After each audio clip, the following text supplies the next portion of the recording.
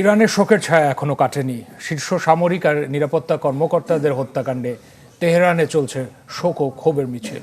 এরই মধ্যে ইসরায়েল দাবি করেছে তাদের অভিযানে ইরানের গোয়েন্দা মন্ত্রী ইসমাইল খতিব সহ মন্ত্রণালয়ের কয়েকজন শীর্ষ কর্মকর্তা নিহত হয়েছেন।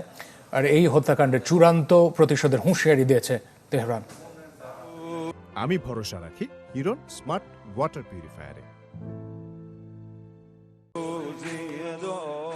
ইরানের শোকের ছায়া গোটা মধ্যপ্রাচ্যে। শীর্ষ সামরিক ও নিরাপত্তা কর্মকর্তাদের একের পর এক হত্যাকাণ্ডে তেহরানে চলছে শোকের মাতম। আর একই সময় ইরান ইসরায়েল সংঘাত আরও তীব্র হয়ে উঠেছে। রাজধানী তেহরানের এনগোলার স্কোয়ারে হাজারো মানুষ জড়ো হয়ে শেষ শ্রদ্ধা জানিয়েছেন ইরানের নিরাপত্তা প্রধান আলী লারিজানি এবং বাসিজ বাহিনীর কমান্ডার গোলাম রেজা সোলেইমানিকে।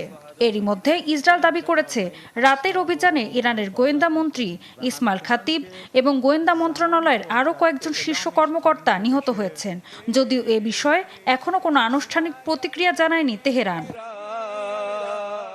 ইসরায়েলের প্রতিরক্ষা মন্ত্রী ইসরায়েল কার্টস বলেছেন, যুদ্ধ এখন দুই ফ্রন্টে চলছে, একদিকে ইরান, অন্যদিকে লেবাননের হিজবুল্লাহ। তিনি সতর্ক করে বলেন, সামনে আরও চমক অপেক্ষা করছে। ইরানের শীর্ষ কর্মকর্তাদের লক্ষ্য করে হামলার অনুমোদন দেওয়া হয়েছে বলেও জানান তিনি।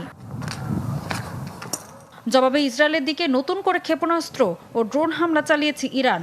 ইসরায়েলের সূত্র বলছে, এসব হামলায় নতুন করে তাদের কয়েকজন হতাহত হয়েছেন। এদিকে লেবাননেও তীব্র হয়েছে ইসরায়েলি হামলা। দক্ষিণ লেবাননের সিডন শহরে বিমান হামলায় দুজন নিহত হয়েছেন, যাদের একজন প্যারামেডিক। রাজধানী বৈরুতেও নতুন করে হামলায় হতাহত হয়েছেন বেশ কয়েকজন। সংঘাতে প্রভাব ছড়িয়ে পড়েছে গোটা মধ্যপ্রাচ্যে।